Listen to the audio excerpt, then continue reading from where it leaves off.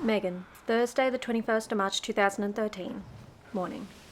I don't lose. He should know this about me. I don't lose games like this. The screen on my phone is blank, stubbornly, insolently blank. No text messages, no missed calls. Every time I look at it, it feels like I've been slapped, and I get angrier and angrier. What happened to me in that hotel room? What was I thinking? That we made a connection? That there was something real between us? He has no intention of going anywhere with me. But I believed him for a second. More than a second. And that's what really pisses me off. I was ridiculous, credulous. He was laughing at me all along. If he thinks I'm going to sit around crying over him, he's got another thing coming. I can live without him. I can do just fine without him. But I don't like to lose. It's not like me. None of this is like me. I don't get rejected. I'm the one who walks away. I'm driving myself insane. I can't help it. I can't stop going back to that afternoon at the hotel and going over and over what he said, the way he made me feel. Bastard. If he thinks I'll just disappear, go quietly, he's mistaken. If he doesn't pick up soon, I'm going to stop calling his mobile and call him at home. I'm not just going to be ignored. At breakfast, Scott asked me to cancel my therapy session. I don't say anything. I pretend I haven't heard him. Dave's asked us around to dinner, he said. We haven't been over there for ages. Can you rearrange your session? His tone is light, as though this is a casual request, but I can feel him watching me, his eyes on my face. We're on the edge of an argument and I have to be careful.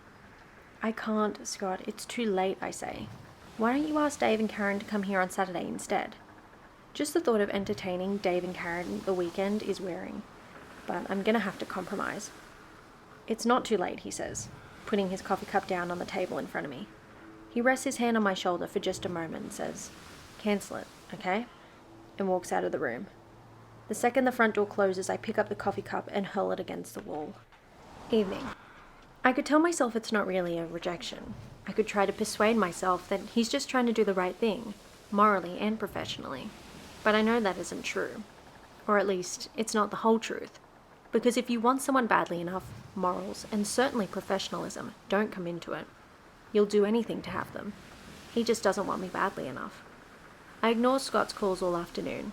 I turn up to my session late and walk straight into his office without a word to the receptionist. He was sitting at his desk, writing something. He glanced up at me when I walked in, didn't smile, then looked back down at his papers. I stood in front of his desk, waiting for him to look at me. It felt like forever before he did. Are you okay? He asked eventually. He smiled at me then. You're late. The breath was catching in my throat. I couldn't speak. I walked around the desk and leaned against it, my leg brushing against his thigh. He drew back a little. Megan, he said.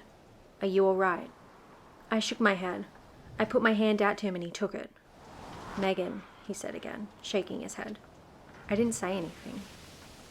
You can't. You should sit down, he said. Let's talk.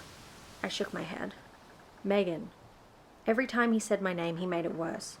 He got to his feet and circled the desk, walking away from me. He stood in the middle of the room. Come on, he said, his voice businesslike, brusque, even. Sit down.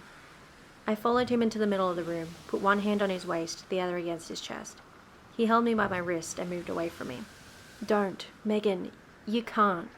We can't. He turned away. Kamal, I said, my voice catching. I hated the sound of it.